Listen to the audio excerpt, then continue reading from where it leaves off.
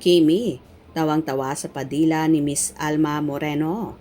Go, go, go, Mama Mona.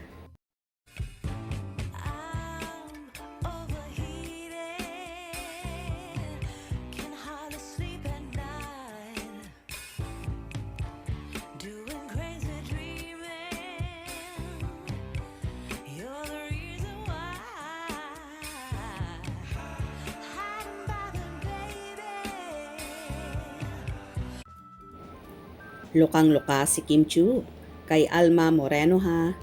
Halos maihinga si Kim sa katatawa dahil sa ginawa ni Alma sa harap niya.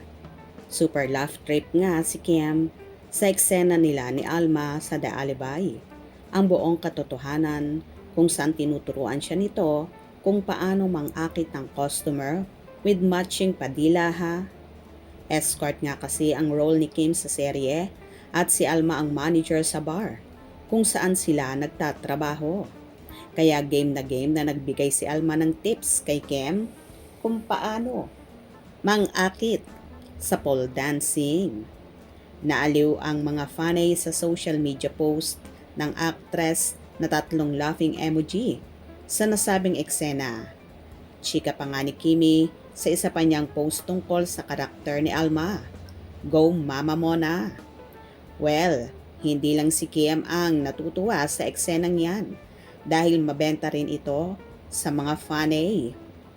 This duo, ha ha ha ha, bentang benta. Total scene, stealer, the perfect icebreaker in a very stressful episode. This moment between Stella and Mama Mona is exactly the humor we all needed tonight. Nang aakit versus sinapian, pang viral scene entry ito.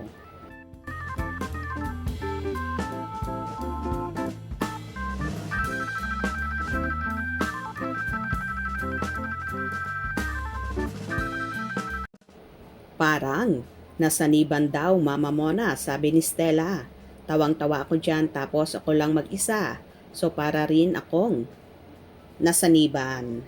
Gumanap naman kasi siya na aswang sa Shake, Rattle and Roll. Akala ko typical teleserye lang, pero The Alibi proved me wrong real quick. Ang ganda ng storyline and cinematography. I am emotionally invested in every character, every scene. The acting is on a different level. Kim Chu's portrayal as Stella Morales is definitely world class. The emotions are so raw, emotional, and so powerful. She deserves to have more acting awards on her role. Ha ha ha ha. Ano kayang nasa isip ni Stella dito?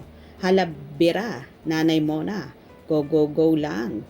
Tawang-tawa ako kay Alma. Laro tayo lahat ngayon. Ba't parang pa-mild stroke na? Galing na ring umarte ni Miss Alma. Nasa cast ng Sigabuding yan si Miss Alma Moreno. Nyemas, namiss ko tuloy si Tanggol sa labas dila mo. Dapat mahaba-haba yung dila. Hala, parang inatake. Ha ha ha ha. Cute naman Miss Alma Moreno at Kimi.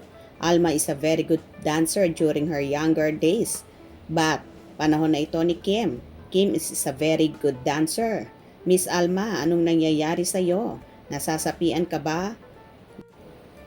Grabe. Tumigas ang kamao ko. Walang pupas ah. Ano ba yan, Ma'am Alma? Para ka na ring titilap ng ice cream. Ha ha ha ha. Mama Mona naman eh. Kaaliw ka talaga. Upgraded na yung tik-tik with headband. Well, abangers na lang din talaga ang peg ng karamihan dahil baka may mga nakakaliw pang eksena sina Kim at Alma ha. Samantala, mapapanood na nga simula April 6 ang The Alibi ang buong katotohanan sa bago nitong time slot na 8:45 PM sa primetime bida ng ABS-CBN. Kaya abang-abang tayo at ating suportahan ang The Alibi. Hope you enjoyed. Please subscribe for more info.